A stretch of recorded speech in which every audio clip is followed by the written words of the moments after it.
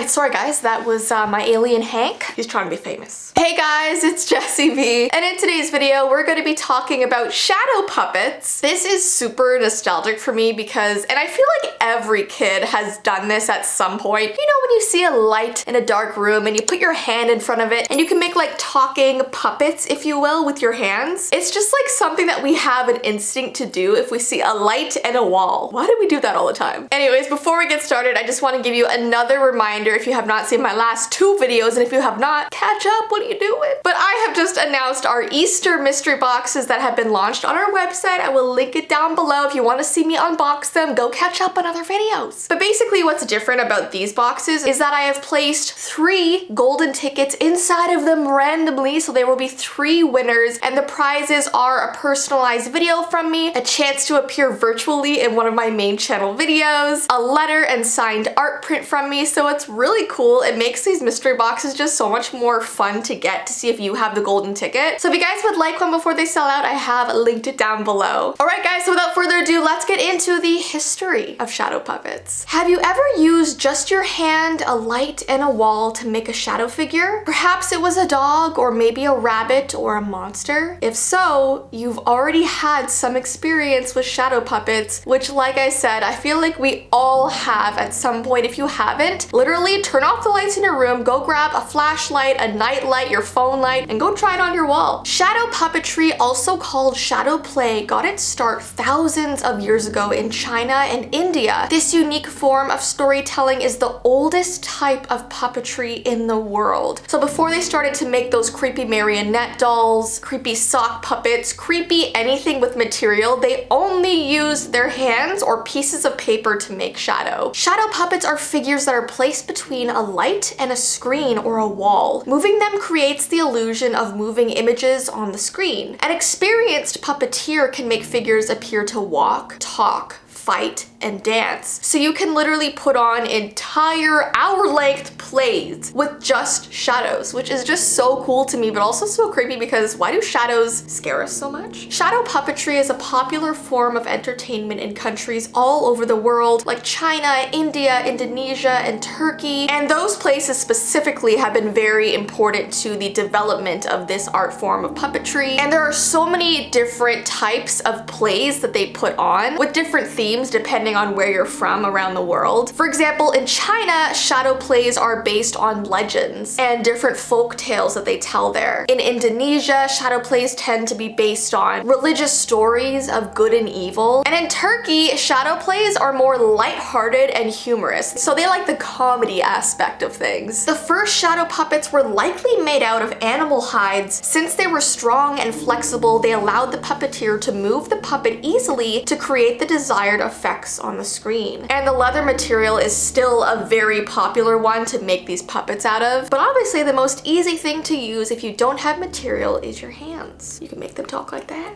Okay, so we're going to be talking about a very creepy story. This is called the talking hand. Are you surprised about that? Because I'm not. There's a creepy story of a boy that had been seeing a strange shadow hand in his room ever since he was very little. He thinks it maybe started when he was about 2 or 3. He had this night light at the very end of his bed that shone onto the wall in front of him. And one night when he was about to fall asleep, this hand popped up on the wall at the end of his bed. It was just a shadow, and it was in the shape of a sideways profile of a head, like this. It just stood completely still there for a few minutes, and just when he was about to call for his mom, it began speaking. "Hey, Timothy!" it said in a very jolly voice. It almost sounded like a clown to him, like very high-pitched and sort of goofy. You know, kind of like it was trying to appeal to a young child, which is very creepy. "Wanna play a game with me?" So the boy nodded his head, thinking that maybe it was one of his parents trying to just like play a joke on him or something. "You just have to come over here and give me a high five," the shadow told him, but Timothy started to get some bad vibes. He started to feel like something was not right here. He wasn't sure if he could trust it, so he just pulled the covers over his head and fell asleep. This happened for years and years, and each time he would hide it under the covers so he wouldn't have to look at it. But one day when he turned 9, he decided to step out of his bed and walk towards the shadow. He reached out his hand as he approached the wall to touch this shadow figure. And once he did, he turned around to see this bony gray figure with yellow eyes sticking out from under the bottom of his bed staring at him. He was right in front of the nightlight holding up this long, skinny, creepy arm, and he was holding it out in the shape of a hand and a sideways profile.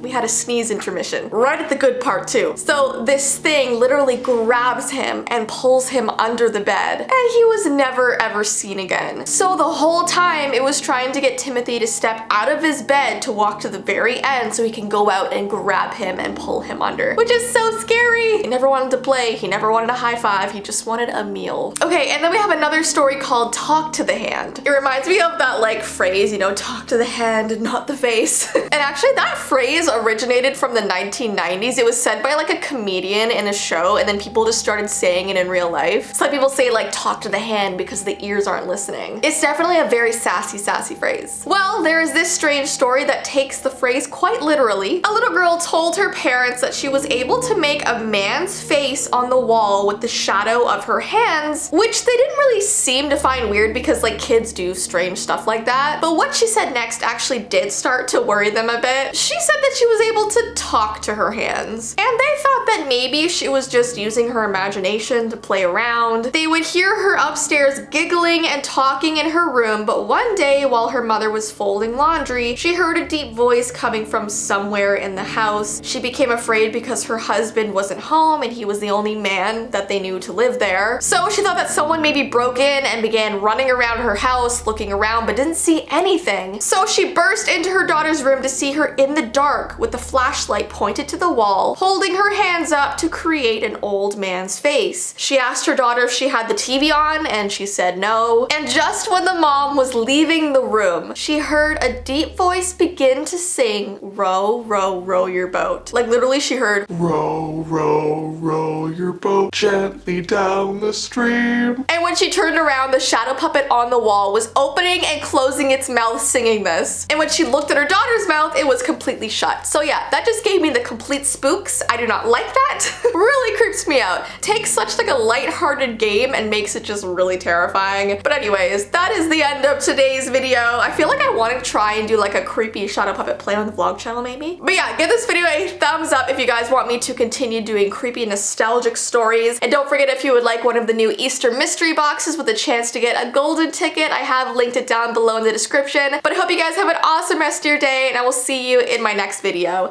Bye!